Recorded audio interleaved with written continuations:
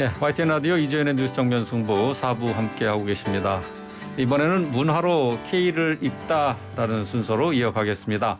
자, 가수 겸 작곡가죠. 유희열 씨를 둘러싼 잡음이 쉽게 가라앉지 않고 있습니다. 발매 예정인 음반에 수록된 곡이 표절이 아니냐는 지적을 받았는데요. 뮤지컬계도 시끄럽습니다. 배우 김호영 씨가 동료 배우 옥주현 씨의 친분 캐스팅을 SNS로 저격을 했습니다. 자, 잊을만 하면 반복되는 문화계 논란 어떻게 판단해야 할지 얘기 들어보겠습니다. 김원식 문화평론가 나오셨습니다. 안녕하세요. 예, 안녕하세요.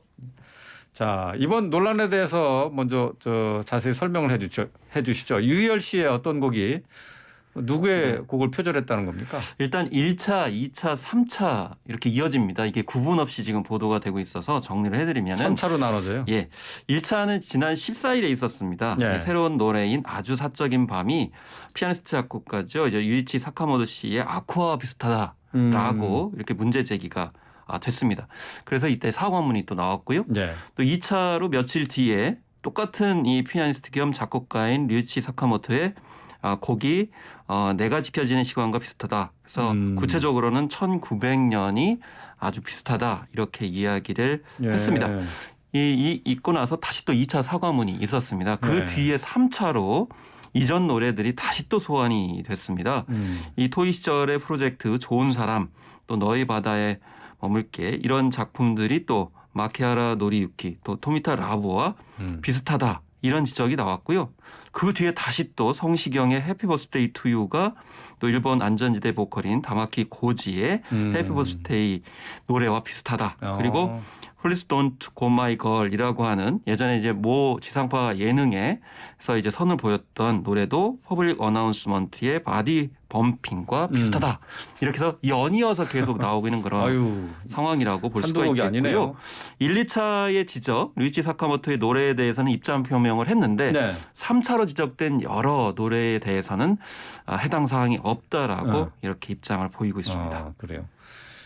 지금 뭐 원곡자인 사카모토 류이치 이분이 이제 표절 시비가 불거지자 직접 입장문을 내놨는데 좀 예상과 다른 내용이었어요. 화제가 됐죠? 네, 그렇습니다. 일단 주요 부분을 말씀을 드리면은 두 곡의 유사성은 있지만은 내 작품을 보호하기 위해서 법적 조치가 필요한 수준은 아니다. 이렇게 이야기를 했습니다.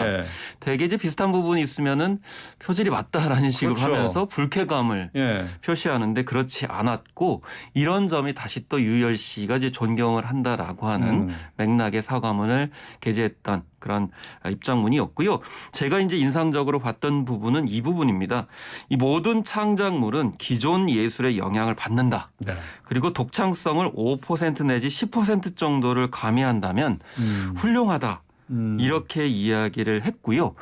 또 유희열 씨는 이제 인정을 했습니다. 유사성에 대해서. 그러면서 가장 영향을 많이 받은 뮤지션이고 또 존경하는 분의 음악을 무의식 중에 갖고 있다 보니까 이렇게 이제 유사하게 전개를 했다라고 이제 입장을 표명을 했습니다. 그러니까 훈훈하게 이거는 마무리된 거네요. 이 곡에 대해서만은 이제 그렇습니다. 그래서 1900년과 아쿠아는 이제 일단락이 됐는데 그 뒤에 여러 가지 제가 말씀드린 부분에 있어서는 여러 얘기가 나오고 있는 거고 어쨌든 유희열 씨는 새로운 앨범은 발매하지 않겠다라고 얘기를 했고 예약하신 분들에 있어서는 따로 고지를 하겠다라고 했지만은 여전히 잦아들고 있지는 않습니다. 조금씩 비슷한 구석들이 좀 있어요. 곡들이나 뭐 있습니다. 보면은 근데 이 유사성 은 어느 정도 인정을 해주는 건지 표절로 넘어가는 건 또 어떻게 다른지요? 어렵다고 볼 수가 있겠는데 법원에서 사실 판단하기도 쉽지는 않은 부분이 있습니다. 일단 실질적인 유사성이 있어야 되는데요. 그리고 나서 이제 접근성 그러니까 그 곡이 나온 이후에 창작을 했느냐 그리고 그 곡을 접했느냐 이건 이제 다른 저작권법도 마찬가지 적용인데 핵심을 보시면 대체적으로 일반 분들이 들을 때는 멜로디가 비슷하면 이거 표절이다 이렇게 얘기를 하거든요. 멜로디라는 건 뭐냐면은 음표가 배열되는 그런 흐름입니다. 그래서 선율이라고도 얘기를 하게 되고 근데 이것만 있는 게 아니고 화음도 있고 리듬도 있습니다. 리듬이라는 건 이제 뭐 고저라든지 박자 등을 이제 뜻하는 것이고요. 그다음에 화음이라는 거는 이렇게 아까 말씀드린 멜로디와 리듬이 어떻게 배치되느냐의 문제입니다. 네. 그래서 대체적으로 한 마디 두 마디가 비슷하다라고 해도 화음이 달라질 수가 있어요. 그리고 유희열 씨도 멜로디와 코드 진행은 다르다라고 해서 사카모토 씨의 그런 곡과 다르다라고 얘기를 했거든요. 법원에서도 단순히 몇 부분으로 이건 이제 서울지방법원이나 서울고등법원 이제 판례에서 얘기를 하는 건데 몇 마디가 똑같다고 그래서 그걸 네. 표절이라고 볼 수는 없다. 이렇게 이제 얘기를 하고 있습니다. 특히 네. 화음 그러니까 이 음의 전개 방식들이 독특하다면 예. 오히려 그거는 저작권법으로 보호를 해줘야 된다 이런 입장이기 때문에 부분이 똑같다고 그래서 그게 표절이냐 이렇게 볼 수 없는 것이 있어서 이게 앞서서 말씀드린 대로 유사성인데 네. 표절은 아니다라고 각자 주장을 하고 있는 거죠. 예. 일반인들이 들어서는 설명이 어떻게 표절이 어디서 어떻게 인정이 되는 건지 좀 쉽지는 않을 것 같아요. 어쨌든 표절이 맞다고 이렇게 판정이 되면은 표절 당사자는 원곡자에게 어떤 대가를 지불을 해야 되는 거죠? 일단 이거는 이제 형법이나 이제 민사적인 책임을 져야 됩니다. 그래서 형법적으로 표절이 맞다 그러면 5년 이하의 징역 또는 5천만 원 이하의 벌금에 처해지게 됩니다. 네. 그리고 민사적으로 봤을 때는 이제 저작권법이나 민법에서 적용하는 것은 이 손해배상이나 명예회복 조치를 해줘야 된다라는 것이고요.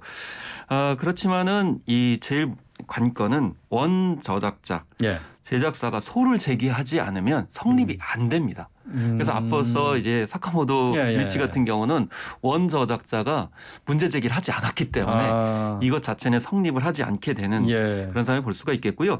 다만 2013년에 박진영 씨가 이 김신일 씨 곡을 표절해가지고 문제가 이제 불거졌습니다. 근데 그때는 이제 1, 2심 같은 경우는 이 표절이라고 판단을 법원에서 했는데 대법원에서 이게 뒤집어졌습니다. 근데 그 당시에 2심에서는 5,700만 원을 지급하라 이렇게 됐기 때문에 한 곡을 표절했을 경우에는 법원이 이제 이 정도 판결한다는 기준이 일단 그때 나왔어요.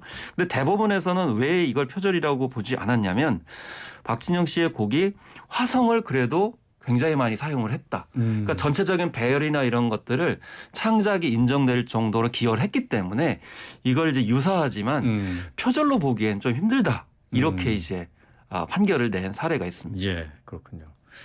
자, 이번엔 다른 주제로 좀 넘어가 보도록 하죠. 오늘 하루 종일 뜨거웠던 이거 잠깐만 언급드리면 그래서 제일 중요한 거는 박찬욱 감독처럼 자기가 영향을 받은 그런 곡에 대해서는 이야기를 해주면 됩니다. 사카모토도 1900년을 작곡하면서 미리 밝히면 된다. 엘리오 모리코네의 작품을 영향을 받았다 밝혀줬거든요.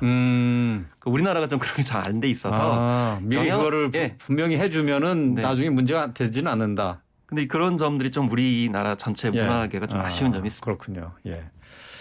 자, 저 빨리 넘어가 보려고 했는데 오늘 하루 종일 뜨거운 문화 이슈가 하나 있어서 이번에는 네티즌이 아닌 뮤지컬 배우가 직접 SNS로 내부 고발을 해서 화제가 된 사건인데요. 뮤지컬 배우 김호영 씨와 옥주현 씨 사이에 논란이 뜨겁게 지금 전개되고 있습니다. 어떤 일인지 먼저 설명해 주시죠. 일단 엘리자벳이 굉장히 이제 뮤지컬로서 흥행작입니다. 2015년에도 굉장히 크게 흥행을 했고요. 10주년 공연이 이제 다가오는데 이때 캐스팅이 이제 이루어지게 되겠죠. 그래서 요즘 이제 뮤지컬의 특징은 더블 캐스팅도 합니다. 그러니까 한 명만 캐스팅이 아니고 주인공 같은 경우는 이제 2명, 3명을 하게 되는데 돌아가면서 하는 거죠. 그러니까. 그걸 더블 캐스팅이라고 하는데 여기에 이제 이지혜 씨가 캐스팅이 되면서 이게 문제가 됐고요. 그 외에도 뭐 길병민 씨 등이 캐스팅되니까 애초에 이상현이나 김소연, 신영숙 씨가 캐스팅된 거로 생각했던 분들이 진짜 의아해했다라는 겁니다. 그래서 옥주현 씨와 친분이 있는 그런 배우들이 캐스팅된 거 아니냐. 그래서 아사리파는 옛말이다. 지금은 옥장판이다라는 그런 이제 내용을 SNS에 올리니까 옥주현 씨가 이거 고소해 버렸습니다. 고소를 해버리면서 이게 크게 더 논란이 된 그런 상황이 된 것이죠. 그래서 문화예술계에서 자정을 해야 되는 부분인데 이거를 법적으로 가버리니까 아까서 말씀드린 저작권도 마찬가지로 법으로 먼저 가버리니까 이게 더 논란이 커졌다라고 볼 수 있겠습니다. 그러니까 캐스팅을 실력이 아니라 이제 친분으로 했다는 그런 얘기가 되는데 네. 이 논란이 불거지니까 박할린 또 최정원 씨, 남경주 씨 등 1세대 뮤지컬 배우들이죠. 입장문을 올렸다고요? 이거는 친분 캐스팅자 이전에 예. 약간 그 문화예술계 특히 뮤지컬계의 묘한 그런 분위기들을 이해를 하셔야 됩니다. 일단 옥지원 씨가 왜 이런 구설수에 올랐냐면 실제로 2015년에 엘리자벳 그 캐스팅에 관련돼서 자기가 이제 이렇게 권했던 사람들이 캐스팅이 됐다라는 발언을 모 예능 프로그램에서 실제로 해요. 예. 네, 그런 와중에 아까 말씀드린 몇 사람이 친분이 있다고 알려졌으니 전에 2015년 작품에서 굉장히 호연을 했고 그래서 인기가 높았던 배우들이 빠져버리니 뭔가 이것이 좀 석연치 않다라는 것이고요. 네. 그다음에 두 번째는 옥지원 씨가 원래 아이돌 스타였잖아요. 그렇죠. 그래서 아이돌 스타가 사실 뮤지컬계에 진입을 할 때 여러 가지 논란이 많았습니다. 근데 그 제작사가 이제 또 언급이 돼야 되는데 유독 이 제작사가 그동안 김준수, 박효신, 장현승, 레오 등 가수들 많이 캐스팅을 했어요.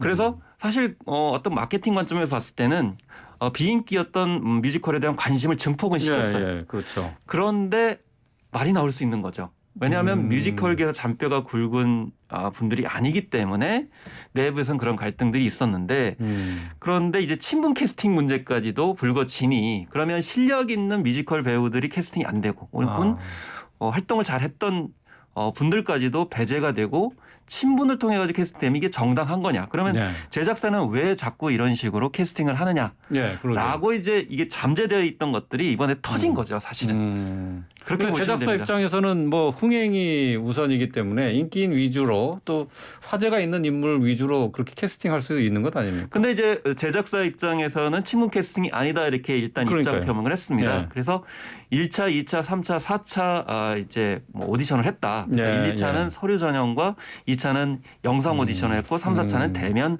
오디션을 했기 때문에 이건 아니다 이렇게 입장 표명을 하고 있지만은 예. 그렇지만 이제 옥지원 씨의 전의 발언과 캐스팅 사람들의 어떤 경험 예. 그리고 어떤 활동들을 봤을 때 좀 석연치 않다 예. 이렇게 입장을 밝히고 있는 거죠. 알겠습니다. 자, 오늘 말씀 여기까지 듣겠습니다. 말씀 잘 들었습니다. 예, 감사합니다. 김원식 문화평론가와 함께했습니다.